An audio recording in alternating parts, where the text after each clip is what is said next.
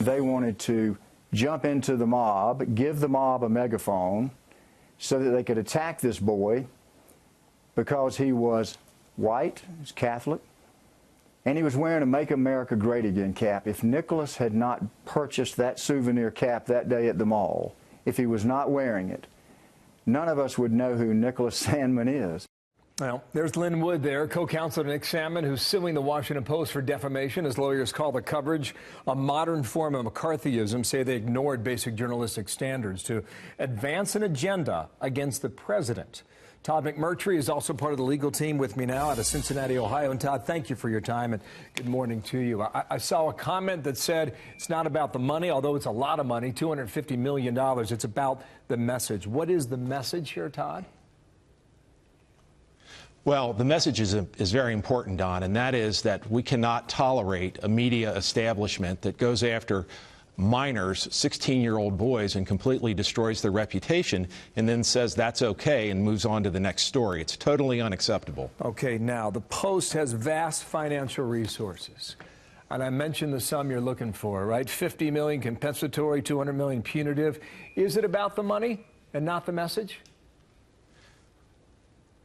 Well, the money is certainly the message, and so those are intertwined very carefully. And in this circumstance, we have a new, type of damages, and those are perpetual reputational damages. Other commentators have sought to say that our damages are too high, but when you think about that those damages never go away and live on the internet forever, I think they're appropriate in this circumstance. Here's what the Washington Post says. Statement, and we're reviewing a copy of the lawsuit. It's only one line, and we plan to mount a vigorous defense. Don't you have to prove malice? And if so, how do you do that, Todd? Bill, I do not think we have to prove malice, but even if we had to, we would be able to do that. First, Nick Sandmann is a private individual, so we only have to prove negligence. However, if a ruling were to be different and they were to consider him an involuntary public figure and we had to prove malice, we would be able to do that because the Washington Post is a weaponized news outlet that used its power and strength to destroy Nick Sandmann's reputation, and they did that without adequate and appropriate levels of journalistic integrity and reporting, and that in itself is malicious. Okay. So I feel comfortable with either standard. A couple more quick questions. I want to play a little bit of what we were picking up back in the day, as I'm sure you're quite familiar. Kentucky law says the paper is allowed to retract and issue an apology, retract a story within 10 days. If that is the case, does that make your lawsuit moot?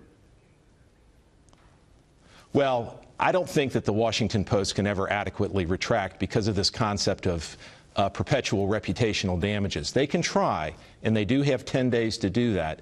But ultimately, the jury will decide whether the retraction is adequate. So they have a mountain of retraction to try to put forth to it's a degree to do it or effectively. It's a measure of the retraction. That's what I'm hearing from you. Is that right? That's right. If you destroy somebody's reputation on the front page, you can't go to the B section and put it on the back page and say we're sorry. Okay, so the Archdiocese apologized. Does that make do you drop the case against them or not? No. I mean, the Diocese of Covington squeezed a half apology midway into a paragraph. That apology is not at all related or similar in size to the damage that their statement did. The Diocese of Covington statement was used nationally and internationally as a truthful statement, and the person who repeats that statement and the person who makes the statement are both liable. So the Diocese of Covington put that statement out there and did a lot of damage to Nick's reputation, and that retraction is inadequate. I apologize for interrupting you. Yes. They are still on the list then, correct? That's okay. Absolutely. Okay. There is a list, I think, of 51 different media entities and individuals. There's just a sample of what was going down in mid-January around this case. Watch here. They're all jeering and they're dancing. He's got this smug look on his face. And let's not lie. Everyone that sees that smug look wants to punch that kid.